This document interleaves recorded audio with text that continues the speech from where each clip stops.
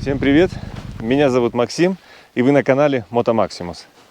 Сегодня у нас конец мая месяца 2021 года, 8 часов утра, и я нахожусь на территории Кабардино-Балкарской республики в урочище Джилусу. Вот тут за спиной вы видите мой мотоцикл Yamaha Super Tenere. Небольшой лагерь я разбил, потому что выехал сегодня рано утром, не завтракал, а ждет меня красавец перевал Шаукам. Дело в том, что в данный момент я тестирую покрышки турецкого производителя компании Anlas, модель Capra X. И в рамках теста этих покрышек я долго выбирал маршрут, который бы не только открыл весь потенциал этих покрышек, но и доставил бы лично мне удовольствие. В общем, выбрал я маршрут от Кисловодска до Джилусу.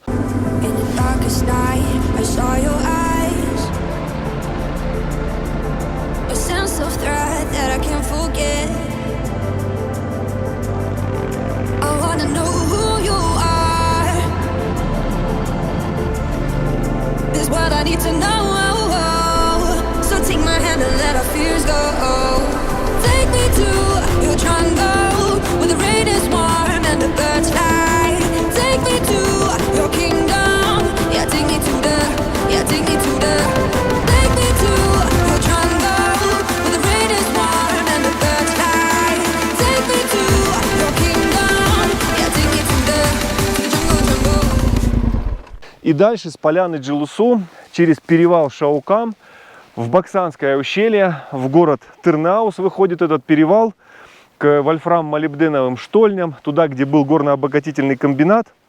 И вот сегодня моя задача пройти этот перевал, полюбоваться им, ну и, конечно же, показать его вам. Протяженность перевала порядка 40-50 километров.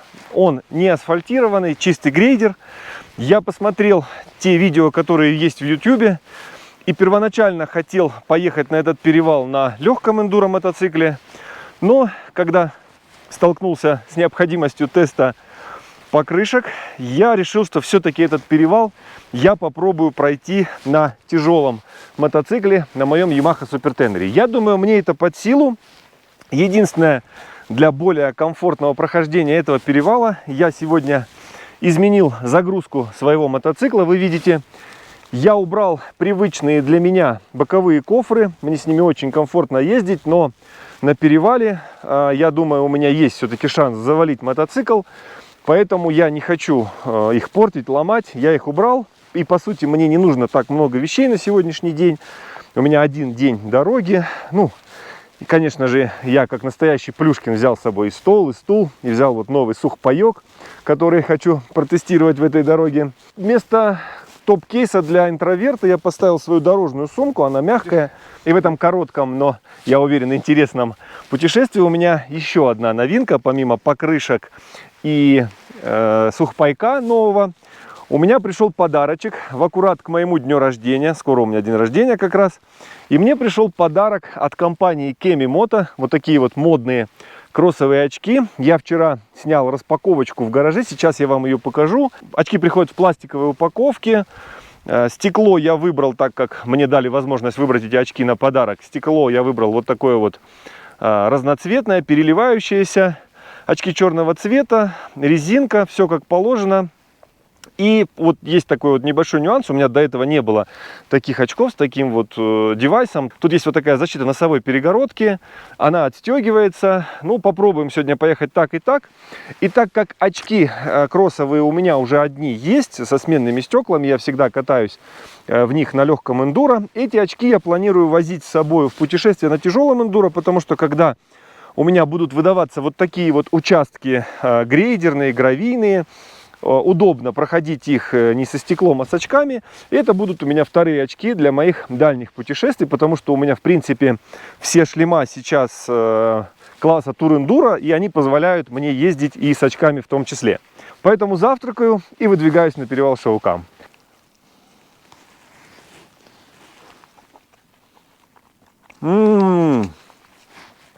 Вкуснятина. Должен вам признаться, друзья, просто замечательное утро.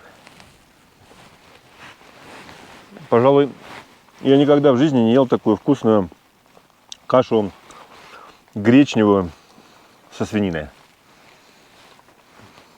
Но я думаю, дело не только в каше. Дело еще в том, что сегодня у меня выходной. Семья отпустила меня покататься. У меня в запасе весь день, с утра до вечера, я не ограничен по времени.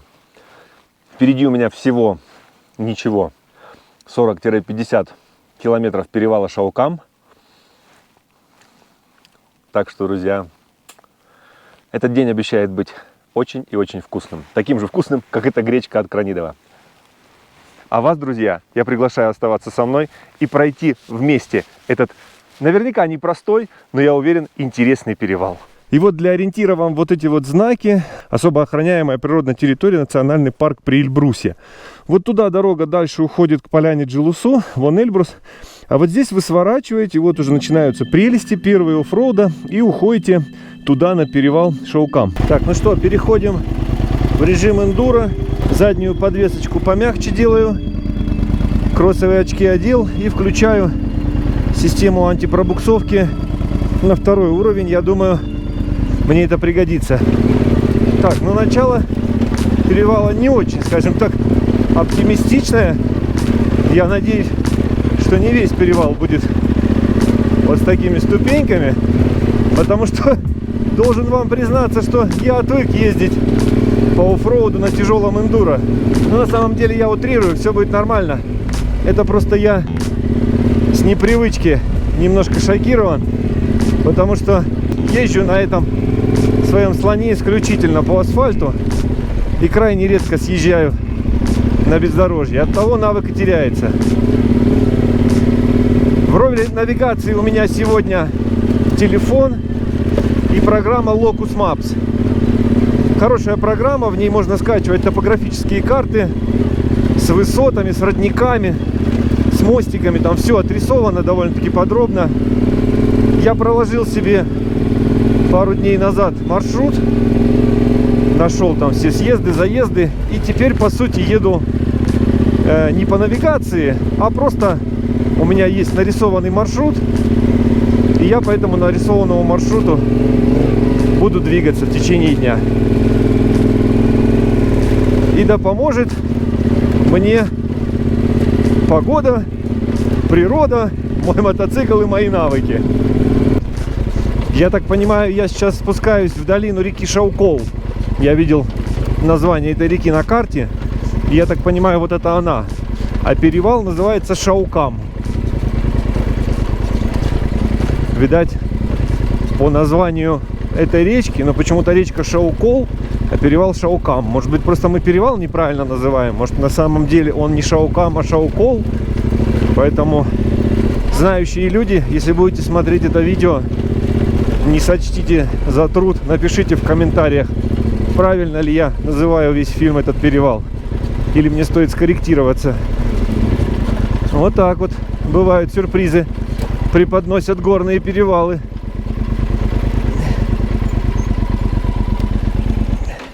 Тут вот завал, сползла земля. В принципе, если бы я был на легком эндуро, можно было бы проехать вот здесь, попробовать. Блин, ну что-то на тяжелом я боюсь соваться, потому что если я опрокинусь, это будет трындец. Или пройти. В принципе, места достаточно. Наверное, сейчас я расчищу камни и проеду здесь. Ну что, друзья, кто не рискует, тот не пьет шампанское. Проедем здесь. Я думаю, постараемся, аккуратненько проедем. Боковых кофров нету, я смогу максимально прижаться. Я думаю, все будет нормально. Попробуем потихонечку пройти. Без фанатизма, спокойно.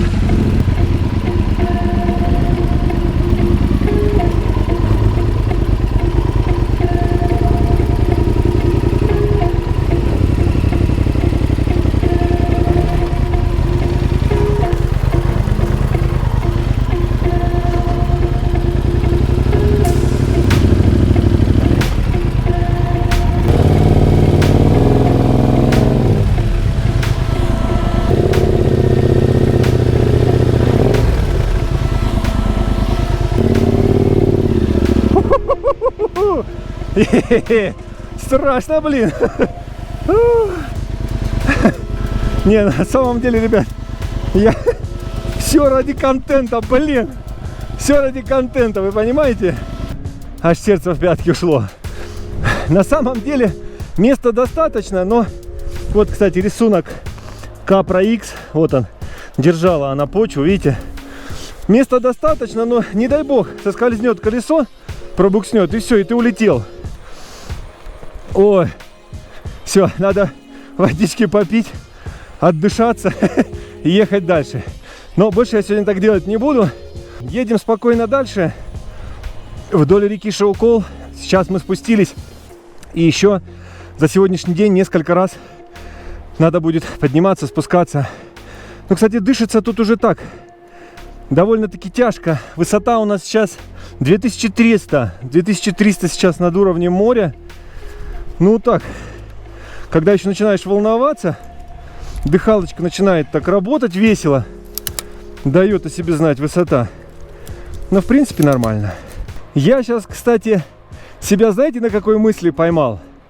Недавно мне задавали вопрос о том, не хочу ли я поменять в Super Tenere на BMW GS. И в принципе я говорю, что да, было бы, возможно, прикольно попробовать этот мотоцикл. Я не знаю, что это такое. Но, во-первых, там ценник, и, во-вторых, котлы. GS называют беременной коровой. И мне кажется, вот эти вот котлы, они бы сейчас мне здесь проехать однозначно бы не дали. Потому что я брал максимально вот к этим камням, прижимался. И они шли у меня, я вот вниз посмотрел, они шли у меня прям вплотную к глушителю, к дуге защитной. И я бы уперся вот в эту херню котлом бы своим, и вот туда бы полетел бы я на GS. Поэтому GS хороший мотоцикл, я не то чтобы его сейчас тут пытаюсь обосрать, но вот конкретно в этой ситуации он Super Tenere бы проиграл. Потому что Super Tenere внизу узкий, нет у него никаких торчащих котлов. Ну и, конечно же, сейчас владельцы КТМ скажут, а на КТМ мы бы вот так вот сверху бы перепрыгнули. Не, ну с дурной головы что-то поломать можно, не при детях будет сказано. В общем, ладно, хорош философствовать, едем дальше. Красотища неимоверная, если честно, ребят. Смотрите, речка течет, у меня мотоцикл никуда не свалился. Красота, надо ехать дальше. А вот и сама горная река Шаукол. Вот я спустился к ней, в долину реки. Вода прозрачная, просто кристальная. Красотища. Горные речки, они имеют, конечно, определенный свой шарм. Вот он, подъем затяжной после реки Шаукол. В принципе, по сухому он проходится довольно-таки спокойно. Если честно, лили... Вон орел огромный, ничего себе, вспорхнул, обалдеть. Если честно, лили 2 недели такие проливные дожди, что я был готов к тому, что здесь будет грунт сырой. Но, видать, вчера один день дождя не было, и дорога просохла. Видно, что она немножечко сырая, но на грунтозацеп, по сути, это сильно не влияет. Мотоцикл идет уверенно. Не знаю, как бы я сейчас здесь шел, допустим, на обычное Mitas E07. Я думаю, пробуксовываний было бы в разы больше, потому что там сплошной слитый центр. А сейчас у меня все-таки шашка, и ехать мне очень комфортно. Идет на ура.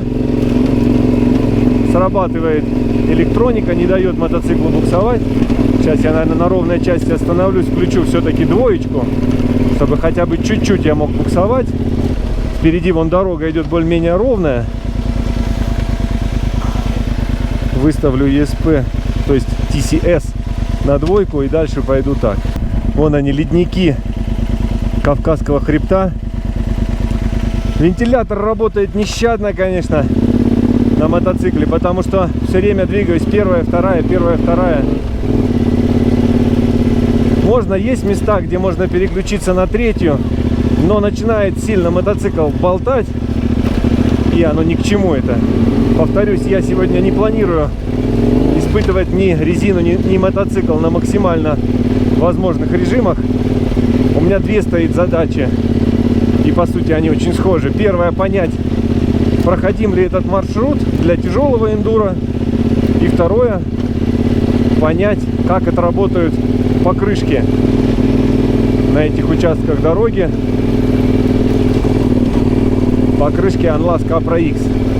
Поэтому двигаемся в таком средне нагруженном режиме.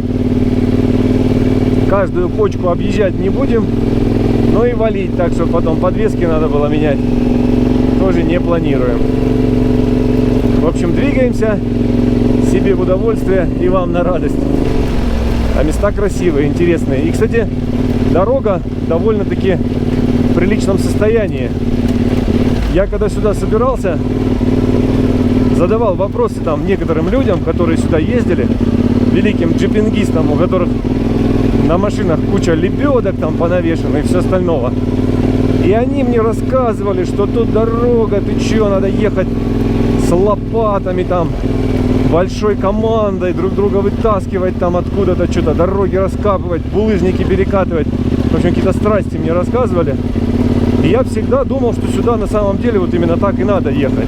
Вот, кстати, участок дороги не очень хороший пошел. А потом я увидел на ютубе видео одного паренька, не вспомню сейчас откуда он. Так он приехал кататься на Кавказ и эту дорогу проехал на дорожном мотоцикле и еще со вторым номером, с девушкой там, с супругой или с кем. Ну и плюс ко всему еще шел дождь мелкий, моросил. Я после этого понял, что все эти джипингисты просто нытики, и дорогу можно это вообще спокойно пройти. Но парню на дорожнике, конечно, пришлось не сладко, у него там и тормоза пропадали, и как бы подустал он, конечно, сильно. Но я представляю, здесь идти со вторым номером, даже на моем мотоцикле, то еще удовольствие. А он проехал на дорожнике. Надо отдать ему должное, он молодец, не спасовал, не развернулся, а прошел весь маршрут от начала до конца. И вот после этого видео я понял, что чего мне там бояться-то, господи. Только на легком эндуро, только с командой. 40 километров дистанция. Пройдем, я думаю, потихонечку, аккуратненько, без фанатизма. Ой, посмотрите, какая красотища, а! Вот из тех всех ручьев и наполняется, судя по всему, эта река Шаукол, которую мы проезжали. Вот там вот где-то поляна Джилусу, а мы вот тут вот по подъемчику, по затяжному идем на очередной перевал. Вон облачка залазят немножко. Красиво, красиво, черт побери. А вон суслики шныряют в траве, местные обитатели. Местами дорога такая себе, крупный камень. И приходится проезжать ее потихонечку на скорости 20-30 км в час на первой передаче. Потому что иначе начинает колбасить. И в принципе дорогу держит, но этот расколбас, он ни к чему.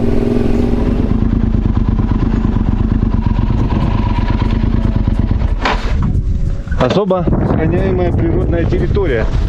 Заезжаем на нее. Министерство природных ресурсов и экологии Российской Федерации, национальный парк Приэльбрусья. Вот, мы в национальном парке Приэльбрусья. Растяжечки стоят, такие, видать, недавно поставили, ветром валяло.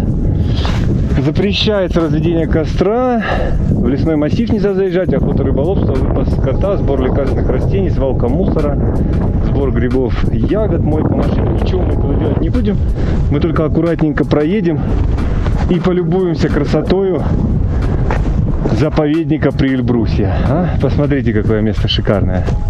Вон сколько снега лежит, все это будет таять, я думаю, потихонечку. Прям красота. Прям красота.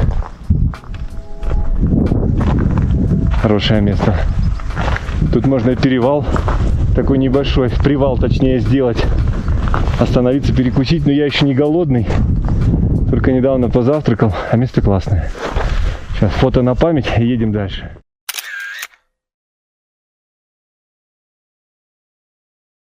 Ну и дальше с этого места, это вершина перевала очередного, мы начинаем спускаться вниз. Вдоль ледников спускаемся в очередную долину, в очередное ущелье. Ух ты, ребята! Вон эта долина! О-хо-хо-хо! Я не знаю, что там передает сейчас моя камера, но глаз мой видит такую красоту. Посмотрите, какая долина, и дорога уходит прям далеко-далеко туда. Вот это крутяк, а! Я не знаю, друзья, что там я вытяну на постобработке из этого видео, когда буду собирать для вас фильм. Но если вы смотрите мои ролики и также кайфуете от природы Кавказа, от серпантинов, от всех этих перевалов, как и я, то мой вам совет, друзья, приезжайте, посмотрите на это. Это просто стоит того, чтобы меня трясло. Вот тут уже сколько, час или полтора меня трясет. Но как это красиво, а? И, кстати, дорога, обратите внимание, ничего сверхъестественного тут нету. Да, нужно быть осторожнее, потому что после затяжных там дождей и таяния снегов тут могут быть размытые участки или вот небольшие сели там, как я столкнулся. Но, в принципе, дорога вполне проходимая. Едем дорогой, которой еще никогда не ездил я в своей жизни. Перевал Шаукам, напомню вам. Наикрутейшее место. И в принципе, вполне пригодно для того, чтобы пройти его хоть на легком, хоть на тяжелом эндуро. Я уверен, вот здесь вот частенько бывают обвалы. Наверняка тут дорогу чистят, убирают. Тут такой сыпучий камень, наверняка его размывает, когда идут хорошие ливни. Ну вот пока что это самое красивое место перевала. Вот за те полтора часа или час, пока мы едем, пока что вот это место, это самое крутое место в этом перевале. И именно на него вам стоит делать упор, когда вы сюда поедете. Но, возможно, дальше меня ждет еще что-то более интересное. Поедем, посмотрим. Ну и смотрите, орлы парят, 4 штуки, здоровые. Судя по всему, я их сейчас спугнул звуком своего мотора, своего прямотока. Вон они как близко ко мне подлетают. Дорожка такая не очень приятная, подкидывает мотоцикл. Слушайте, они прям, по-моему, пытаются атаковать меня. Ну или если не атаковать, то предупреждают, что это их территория. Ребят, я не претендую. Я путник. Вы меня пропустите, и я поеду дальше. Вон они, красавчики. Парят надо мной. Показали, кто здесь хозяин. И спрятались. Начинается такой затяжной спуск. И он довольно-таки каменистый. Надо быть аккуратным, чтобы не завалиться на мотоцикле. Потому что на тяжелом, в принципе, здесь, если чуть-чуть прозевать момент, можно руля не туда крутануть и просто на ровном месте приложить мотоцикл. Вы не подумайте, те, кто меня смотрит, ребята, которые настоящие путешественники, которые прошли много чего, даже, возможно, больше, чем я попутешествовали, у которых мне есть чему-то поучиться. Вы не думайте, что я вас там учу, как правильно путешествовать и как правильно ездить. Нет. Я это говорю исключительно для того, чтобы поделиться с вами своими мыслями и своими эмоциями.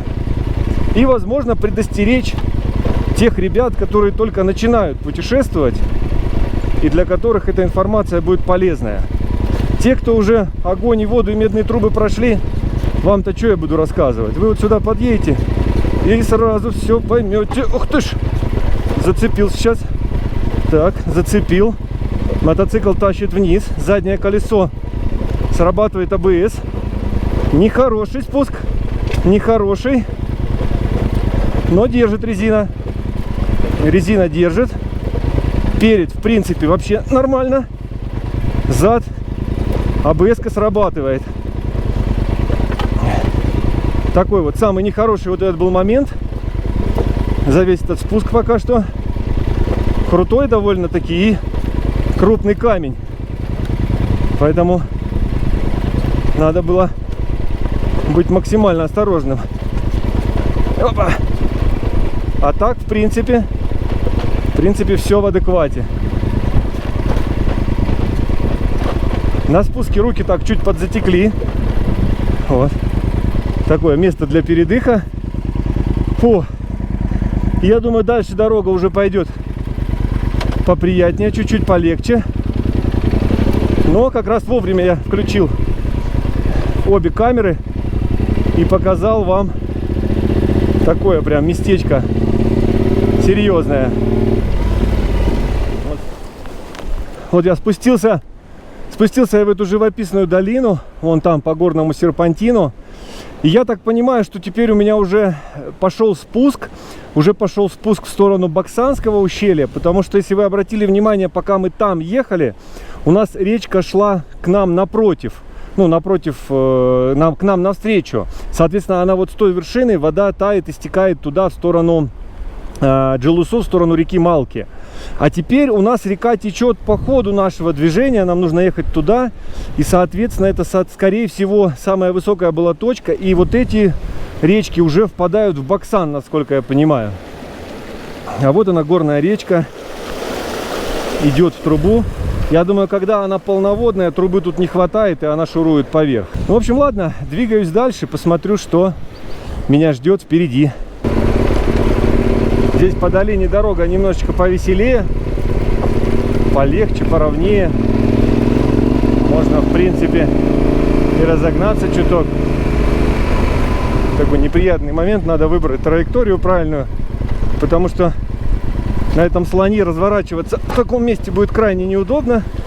И вот сейчас здесь нам надо будет как-то по этим вот ступенечкам пересечь реку, не свалившись в нее желательно еще.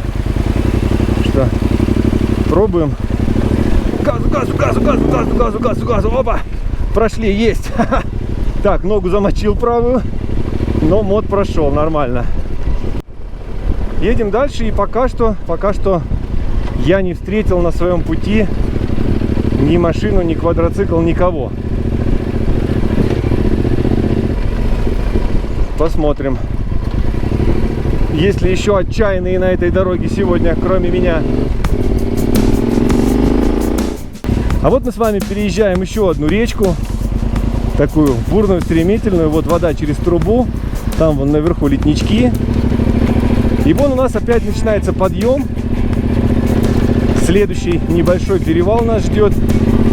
И я думаю, мы уже приближаемся к Баксанскому ущелью. Хорошее местечко, чтобы остановиться, разведать обстановочку. Мы вот поднялись на еще один хребет. Дорога у нас, вон она уходит туда наверх. Я так понимаю, мы будем спускаться куда-то туда уже, вот за этот хребет.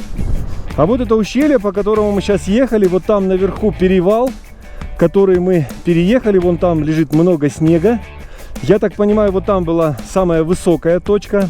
Ущелье пошло туда, но там дороги нет, ущелье сужается, а дорога уходит вот сюда наверх. Я так думаю, что где-то там уже Баксанское ущелье и уже Тырнаус, потому что вон те, видите, скалы вдалеке? Они прям, ну вот очень похожи на те скалы, которые ты видишь по правую руку, когда поднимаешься по Баксанскому ущелью. Я так думаю, мы уже близко. Тут вот прям снежок, прям на дороге еще не растаял. Вон стекает с горы водичка.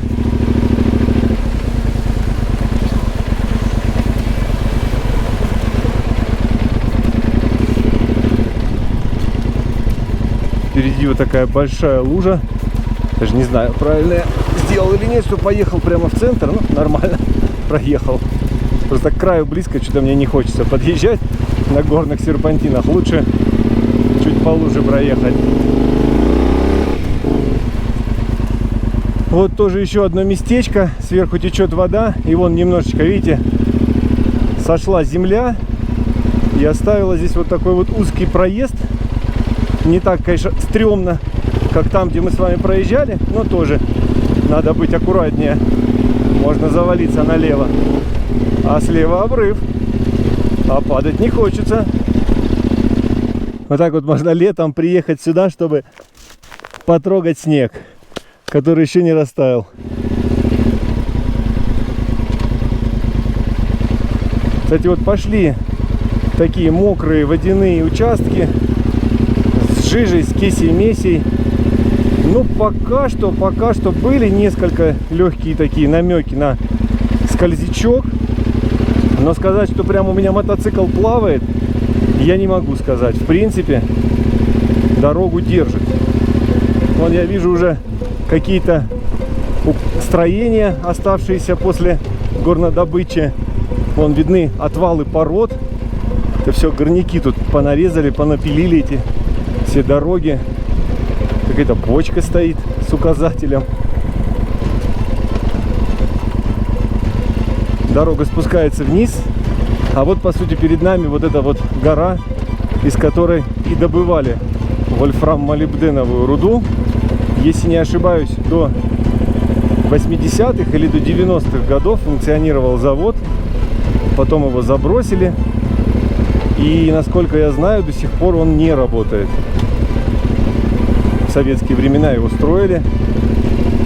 А потом с развалом Советского Союза остановился и завод. И, к сожалению, уже 2 десятка лет как не работает. И вот он, собственно, серпантин, который спускается вниз.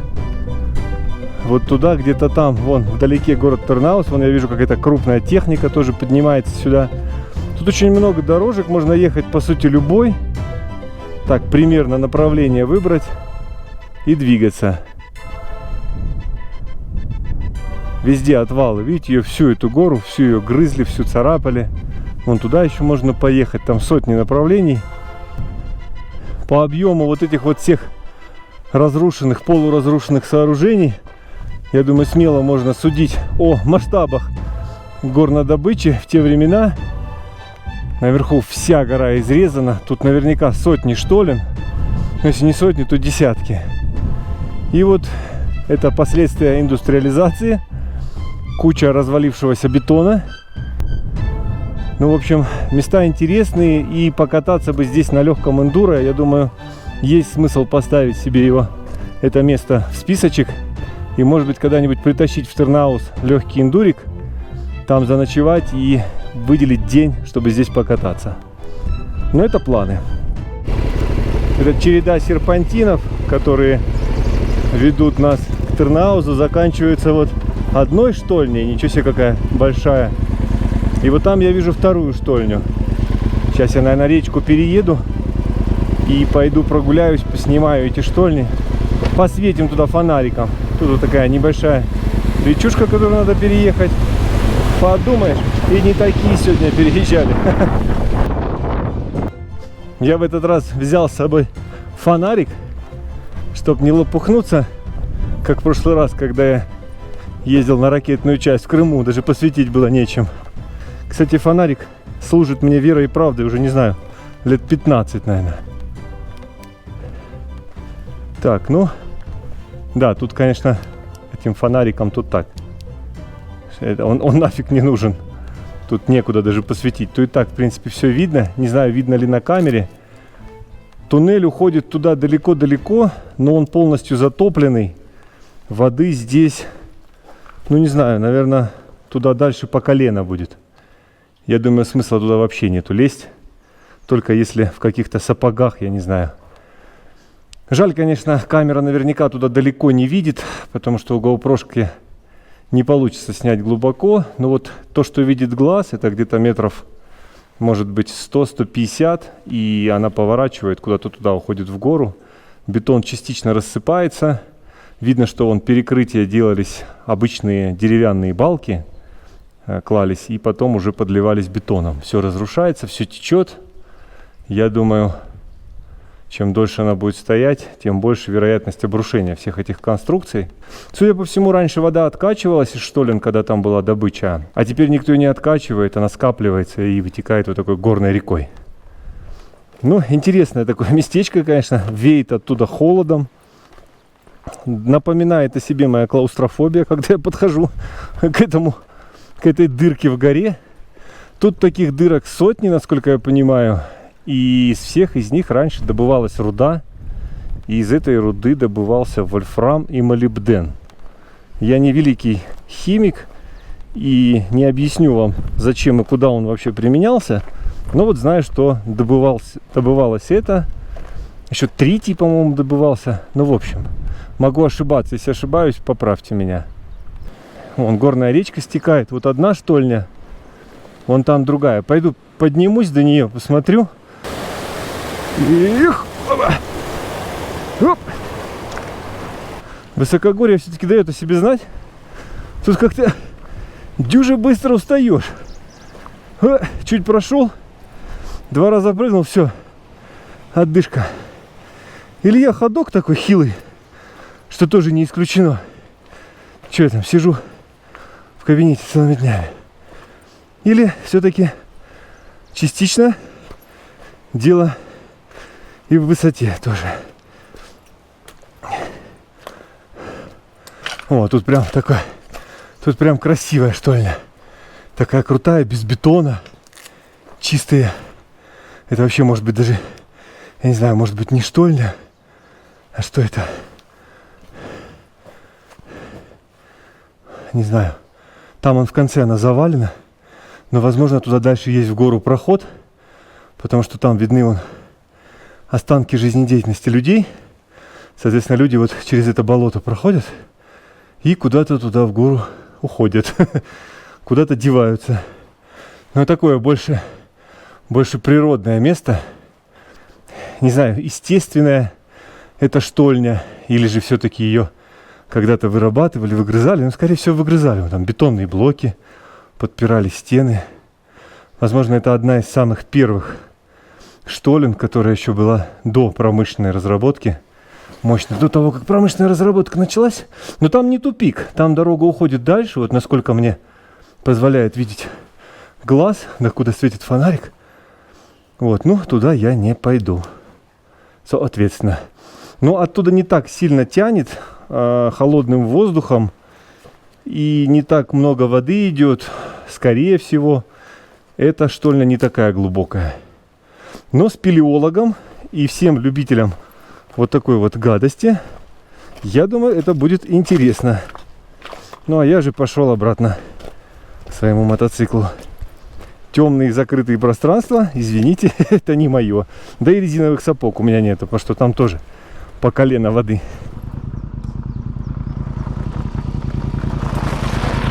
И, кстати, если вы будете ехать с той стороны, со стороны Тырнауза, Терскола, вот, смотрите, здесь есть указатель Джилусу. Вон, дорога уходит туда и пошла на серпантин, вот оттуда я приехал. Поэтому не промахнетесь. Вот она, на источник, на Джилусу. Итак, последние метры гравийки. Вот тут какой-то остров здания.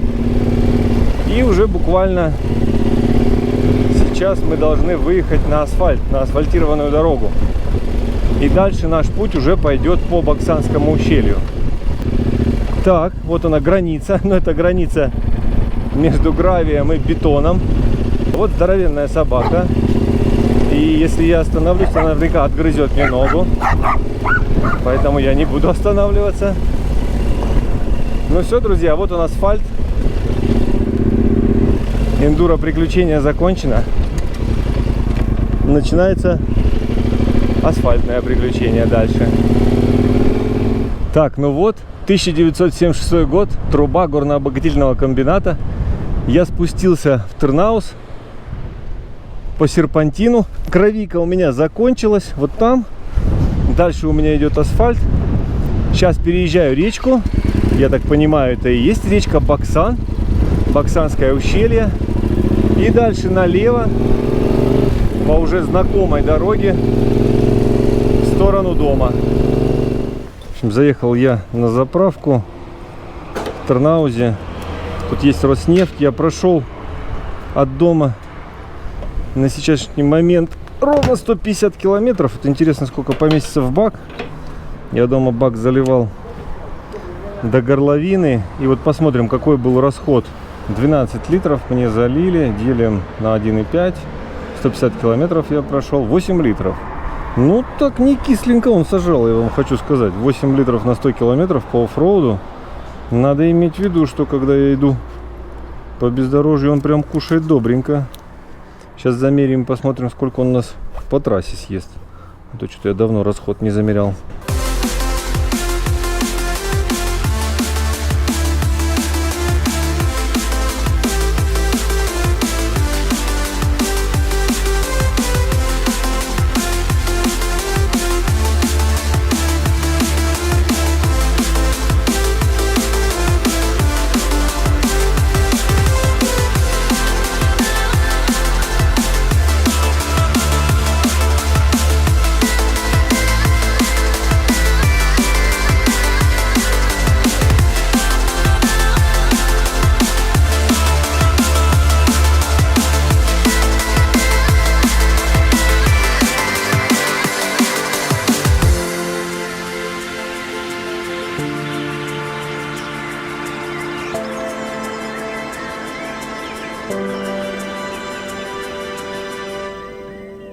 Ну что, друзья, я думаю, можно подводить итог этой однодневной вылазки. Перевал Шаукам, мы его покорили, он нам покорился, это очень замечательно. Много было всяких разных баек, что его сложно пройти, но вы все видели сами. На тяжелом эндуро, правда на хорошей резине, я смог его преодолеть без всяких проблем. Впереди еще много интересных перевалов, много интересных маршрутов. Сезон 2021 года только начинается. Я думаю, у нас все впереди. Поэтому, друзья, путешествуйте. И всем добра!